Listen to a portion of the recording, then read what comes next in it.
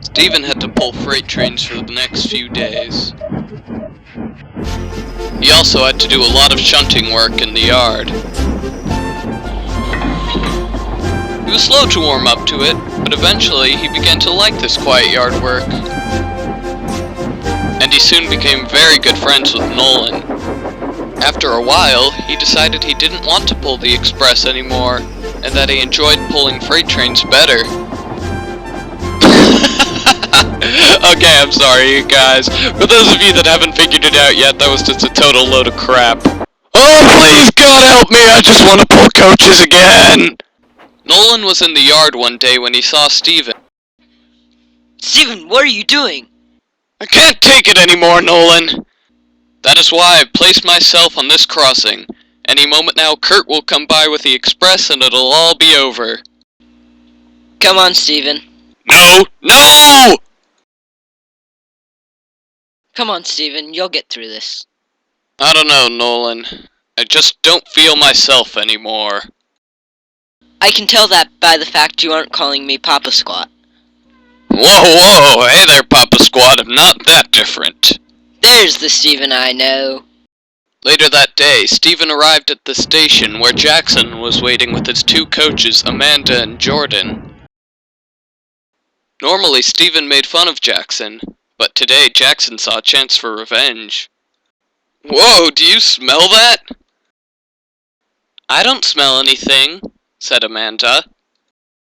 Neither do I, said Jordan. It smells sort of mildewy. Well, no one noticed it till you did. It's gotta be you. Well, Amanda, Jordan, do you know what I think the smell is? It's the putrid smell of ditch water. No one said a word. Steven stayed silent and looked away. Jackson puffed away, feeling quite proud of himself. Sighed Steven. Why didn't I just pull the damn special? I would be pulling the express right now. Why did I have to be so stubborn? Come on, you have to admit, it was clever. It was terribly rude. He feels bad enough as it is, you don't have to make him feel worse. Okay, you win. It was a little bit harsh. But he didn't mean it, and he still continued to laugh inside. At the next station, Jackson dropped off his coaches and headed to a quarry to pick up some trucks. Or freight cars, or whatever the you want to call them.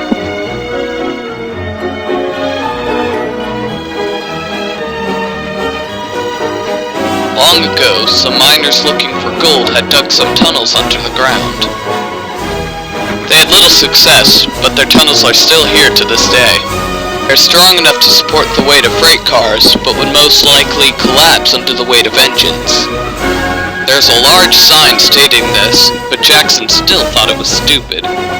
Because of this, Jackson had to take a longer track to get to the other side of the quarry. He would always complain, "If we just went through there, we could get there much quicker." He often tried to pass the board, but his driver always stopped him. But today, Jackson was ready with a plan. As they entered the area, the points were set towards the unsafe track. His firemen ran out to change the points, and his driver leaned out of the cab to watch.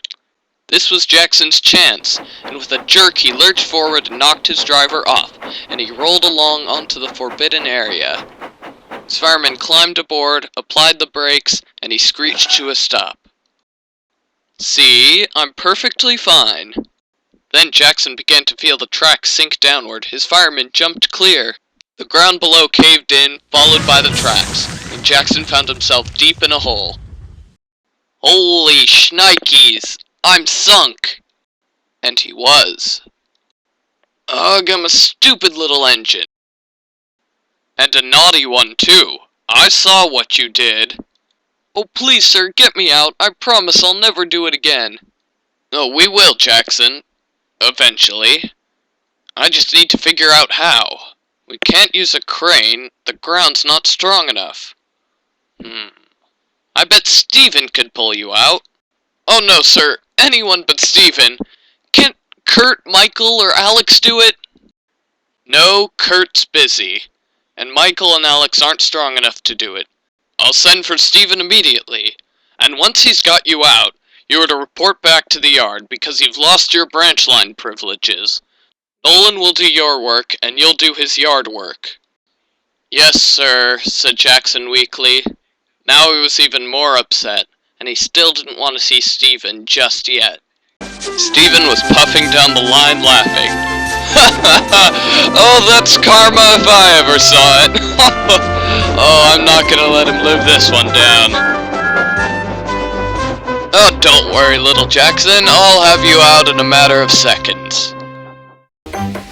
A rubber band, two strong cables were fastened between the two engines. Ready, Steven? Heave! It was more difficult than they all thought. Steven was puffing his hardest, but at last he got Jackson back onto the rails and pulled him behind the sign. I'm sorry about what I said earlier. I didn't mean to. Don't worry about it, Jackson. You made me laugh today. And when you're in disgrace like I am, getting a laugh is very rare. I'm in disgrace now too, you know. Why, so you are. We're in disgrace together. We should form an alliance. What do you mean by an alliance? Simple. You help me, and I help you. Sounds like a plan. And so the two allies were coupled up, and they puffed home together.